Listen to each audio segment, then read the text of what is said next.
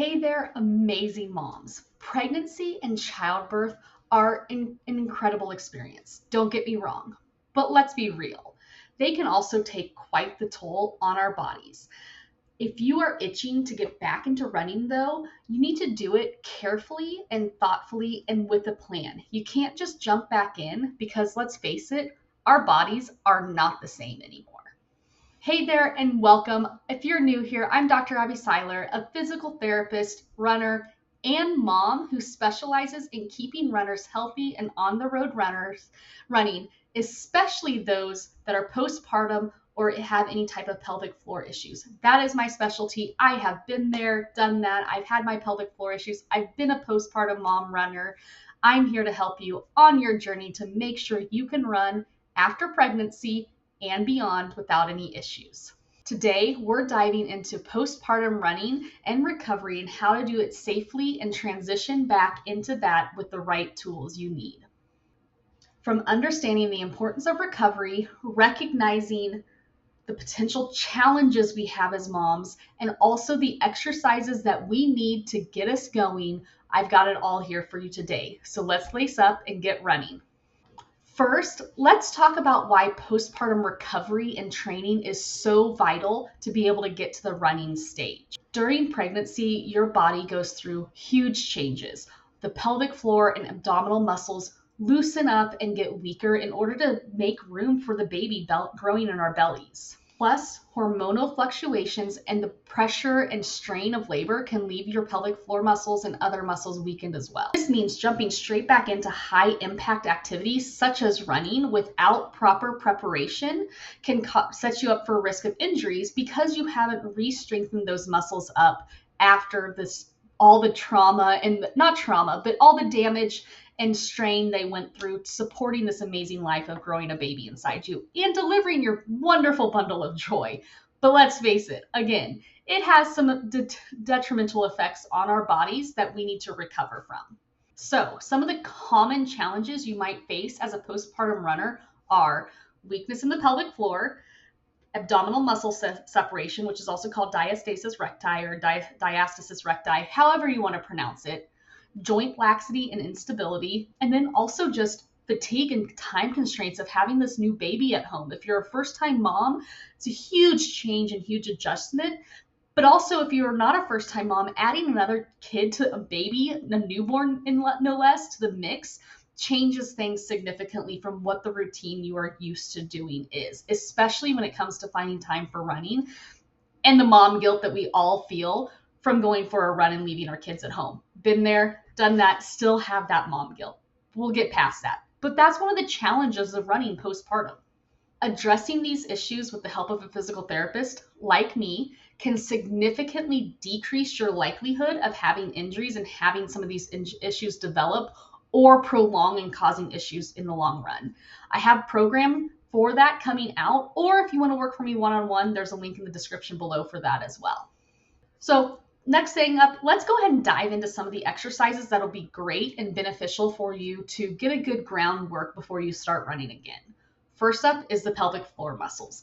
These exercises are great for anyone, whether you're postpartum, whether you're in the 4th trimester, or you are 6 years, 20 years postpartum. Pelvic floor muscles are always something we can work on and improve and have decrease our symptoms that we might have from pregnancy. It's not something you have to live with.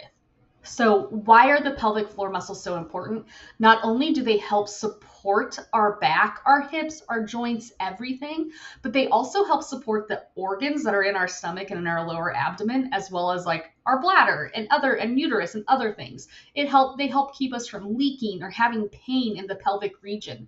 Pelvic floor muscles and the strength behind them are crucial for just everyday living, plus the strain that running puts on them from the up and down motion and the strain that the high impact activity has. One of the best things that we've all heard about are Kegels. There are many, many different variations of Kegels. So if you've been doing Kegels and they're not making a difference, time to get scheduled with a PT such as me. Like I said, link in the description below, to help with the pelvic floor muscles. If you aren't sure how to do a Kegel, I'm going to link up here or up here, whichever side it is, the video that I go into depth explanation on how to do a Kegel properly, and you could start that and start really strengthening up your pelvic floor muscles. Other strengthening and stabilization exercises for the trunk are also key to help progress and get to the point of being able to run. Planks, bridges, squats, they can all build up strength in your core and in your hips to help you be a better runner and be ready to run after pregnancy. However, if you have abdominal separation and you aren't sure what to do, there's going to be a program for that, or again, my one-on-one consulting for the correct progression of core exercises. You don't just want to jump into things right off the bat, because there are some evaluation techniques and to kind of check what you're able to do. Just because you have a separation doesn't mean you necessarily can't do anything. You might not have some of the domine and other ill effects of the diastasis recti. You might have the strength there to continue on and progress your strength training. So it's always a great idea to get checked out, whether it's virtually or in person. Make sure you get checked out by a physical therapist if you are concerned about having some separation there. Usually we test it by placing our 4 fingers into our abdominal and seeing if you can feel a separation. You'll be able to tell if there is a separation because you'll feel your fingers sinking a little bit and pressure on the outsides of them. And then we measure it by 1 through 4. There's a lot more on diastasis recti in other upcoming videos, but that's just a brief overview. Also, again, things have changed a lot since we had our babies. So if gait analysis and evaluation can also make a big difference to see if there's any imbalances or any other thing that we need to address with our changed bodies after baby. Another thing, hydration and nutrition. If you're a nursing mom, your nutrition has gone up 500 calories a day just to support your nursing. If you add on running and activity on top of that, you're going to have to increase your nutrition even more, and I'm going to do a whole video series just on that, so stay tuned or check out my YouTube channel for a playlist on nutrition for the postpartum runner. And finally, the last aspect of getting back into running after baby is setting realistic expectations. If we were runners prior to having a baby, and if you ran through pregnancy, which is wonderful, I'm so happy for you. I was not able to, unfortunately, but if you ran through pregnancy and you ran before, set realistic expectations after pregnancy. Things are different. That's what I keep saying and kind of been beating over and over again, is that after you have a baby, your body has changed. You go from antepartum, which is before baby, to postpartum. You are postpartum for life. You are always after baby. Once you have a baby, your postpartum status doesn't change. But there are things to do. You can set realistic goals and be able to have the best running career and keep on continuing on with your running career. We have so many professional athletes out there and runners out there that are moms and are continuing to set records. Just because you're postpartum doesn't mean things have to change or be different or your goals have to change. You just have to set realistic expectations right after you will have your baby in that 4th trimester. Because there is recovery time. There are new time constraints. There's a new mental fatigue added on. There's just physical fatigue from not getting as much sleep with a newborn. There are so many other considerations to take into account that postpartum running is so different from pre-baby. The key here with realistic expectations is to be patient with yourself.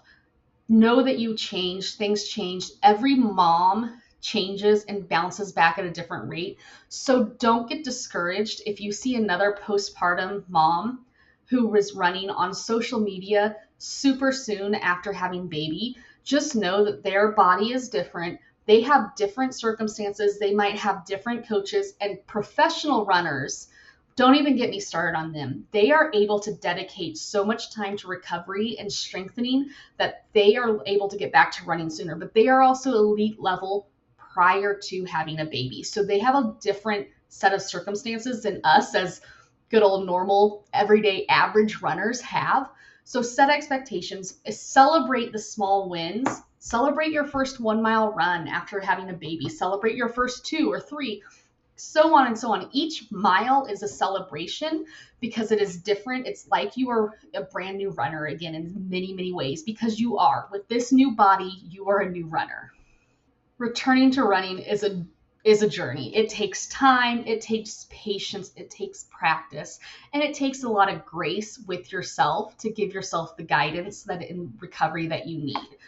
Use the guidance, find a good plan, find the support that you need to get back to running.